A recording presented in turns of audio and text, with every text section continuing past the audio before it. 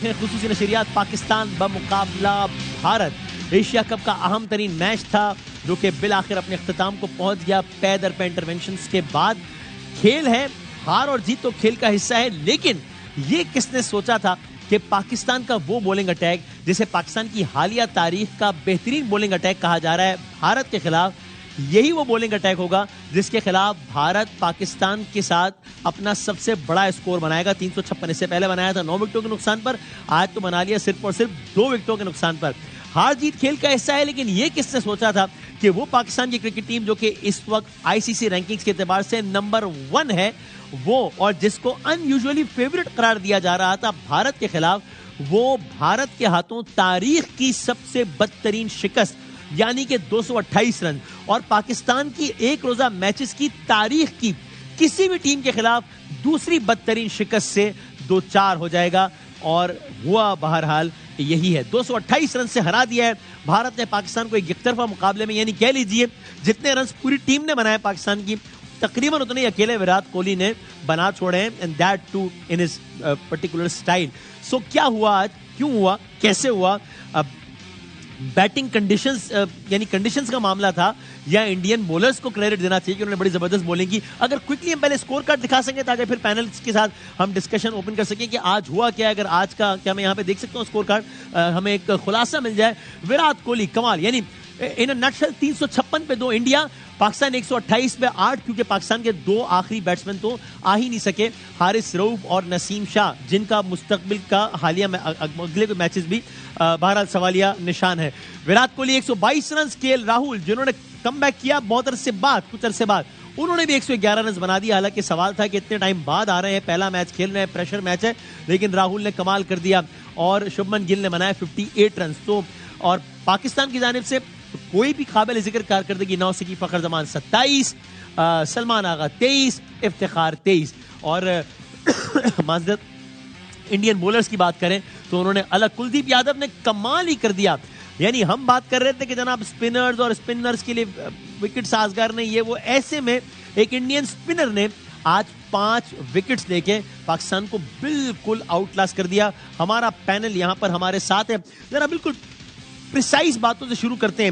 Starting from you جناب یونس خان صاحب، اتنا رن تو پہلے پڑ گیا، چلیں پہلے اگر آج جب دن کا آغاز ہوا تو ہم نے دیکھا کہ انڈیا تو چھا ہی گیا.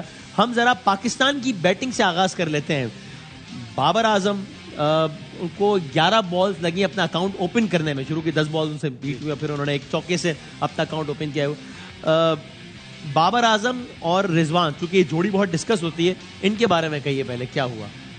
بالکل، جس طرح ہم سب شوق میں ہیں، میں بھی سب شوق میں، بس کوئی الفاظ نہیں. ہم سب کو بہت شوق تھا میچ دیکھنے کا، سب شوق میں، یہ شوق سے شوق تک کا سفر ہے، ڈیپینڈ نہیں کر سکتے. اور جس طرح آج ہماری ٹیم آؤٹ کلاس ہوگی، میں بھی آؤٹ کلاس ہوگی، اور میں اب یہاں سے جا رہا ہوں. اچھا، یہ شارٹ آف ورڈ بالکل نہیں ہے.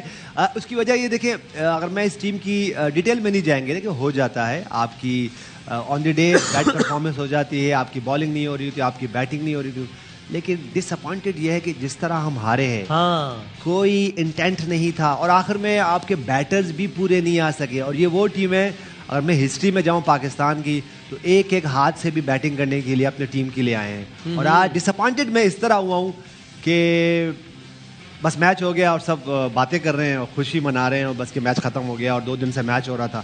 یہ دیکھیں، ہم ہمیشہ ایک بات کرتے ہیں کہ یہ جو گیمز ہوتی ہیں انڈیا پاکستان کے، یہ اس گیم سے بڑھ کے ہے آپ کا. اور یہ صرف سکلز کا گیم نہیں ہوتا، یہ ایک 2 نیشنز کھیل رہی ہیں، تو یہ آپ کو اپنے سکن کے باہر آنا ہوتا ہے.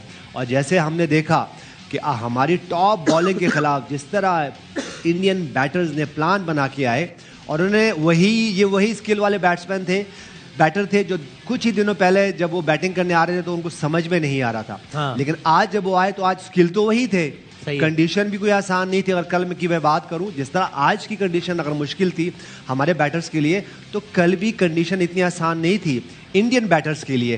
لیکن وہ پلان لے کے آئے اور ان کی ایگزیکیوشن بہت زبردست تھی.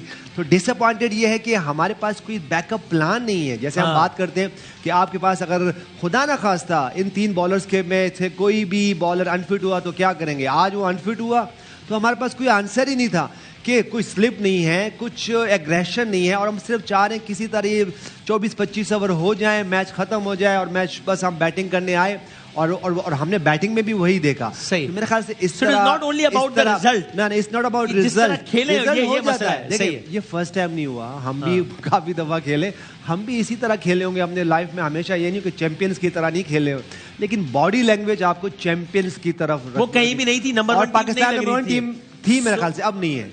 اب اس میچ کے بعد تھوڑا سا اوپر نیچے گئی ہے, آسٹریلیا آ گئی اوپر. ہم اس میچ کے ساتھ ہی ہم نے اپنی نمبر 1 رینکنگ بھی تو آج ہم سارے شعبوں میں آؤٹ کلاس ہو گئے ہم لوگ. پاکستان کا جو فال آف وکٹ جس انداز سے ہوا, جو کہ ہوتا ہی چلا گیا, مطلب میں بھی انتظار کر رہا تھا کہ 9ویں اور 10ویں وکٹ کیوں نہیں آئی, پھر مجھے اچانک یاد آیا کہ نہیں ہم تو 8 پہ ختم ہو گئے, جو کہ باقی دو آ ہی نہیں سکے. کامران آپ شروع سے کہہ رہے تھے کہ ٹاس جیتنے, ابھی کوہلی نے بھی کہا کہ ہم نے وہ بلیسنگ ہی ہو گئی کہ ہم ٹاس ہار گئے.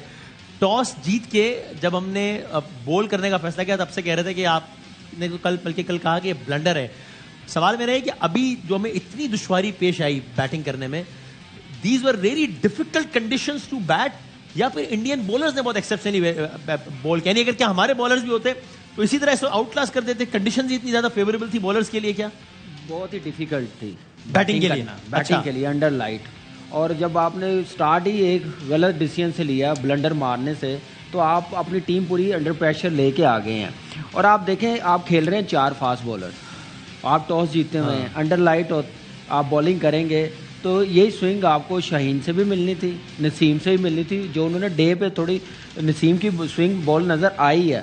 اور انڈین ٹیم نے 350 کیا ہے نا, تو انڈین ٹیم کو ہم 250 بھی کر لیتے نا, ان کو لگ پتا جانا تھا کہ انڈر لائٹ ہم نے 250 کیسے چیز کرنا تھا, یہ الٹ ہو جانا تھا. لیکن کیا ہے کہ ایک تو بیٹنگ انہوں نے کمال کی ہے, فائدہ اٹھایا پہلے بیٹنگ کرنے کا. اس کے بعد جو اپروچ بیٹنگ میں لگی, بالنگ کی تو ہم نے ڈسکس کر لی ہے کل, جیسے بالنگ کی ہے, اور جیسے بیٹنگ وراٹ کوہلی نے 13,000 رنز فاسٹسٹ بنائے ہیں, اور ویری ویل ڈن. مزہ آیا اس کی بیٹنگ دیکھنے کا, جیسے راہل نے 100 بنایا. ایسے پریشر والے میچ میں بڑے پلیئرز اپنی کلاس دکھاتے ہیں. اور راہل تو ابھی ایک بریک کے بعد رہا تھا, تو اس کے اندر زیادہ پریشر ہونا چاہیے تھا, لیکن کلاس کے پلیئر ایسے میچز میں پریشر نہیں لیتے, وہ اپنا آپ دکھاتے ہیں. جو اس نے بیٹنگ میں اپنا ٹیلنٹ دکھایا, اپروچ دکھائی, اگریشن دکھایا نا اس نے بیٹنگ میں, اور وراٹ کوہلی نے, وہ امیزنگ تھا. اس کے بعد ہماری اپروچ, میں پھر مینجمنٹ کی بات کروں گا, پہلے بالنگ کی, ٹاس کی بات کی ہے. کیا بیٹنگ میں کہہ نہیں سکتے تھے کہ 270 280 کر لیں؟ میچ ہم جیتنے کی پوزیشن میں نہیں ہیں, ہم اپنا رن ریٹ بہتر کریں. ہم بنگلہ دیش کے خلاف بھی 40 اوور میں 192 چیز کیا ہم لوگوں نے, وہ بھی رن ریٹ اتنا اچھا نہیں تھا میری نظر میں. رن ریٹ کا تو بڑا غلط کیس 128 میں آؤٹ ہو گئے ہیں, اور یہ -1.8. آپ یہاں سے اندازہ لگا لیں ہماری اپروچ کیا ہے, ہماری مینجمنٹ کی اپروچ کیا ہے. اتنی ہیوی مینجمنٹ رکھی, اتنا پیسہ دے رہے ہیں اس کام کے لیے رکھیں کہ وہ جیسے کراؤڈ آتا ہے میچ دیکھنے کے لیے, ایسے بیٹھے ہوئے ہیں, وی آئی پی باکس میں بیٹھے ہوئے ہیں.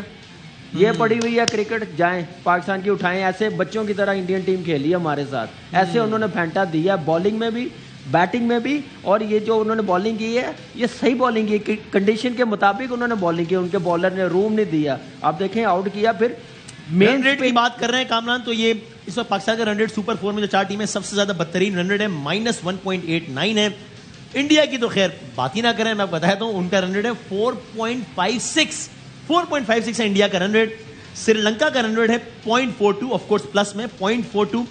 ایون بنگلہ دیش جو کہ چلے ارریلیونٹ ہے, لیکن اس کا رن ریٹ ہے -0.75. پاکستان کا -1.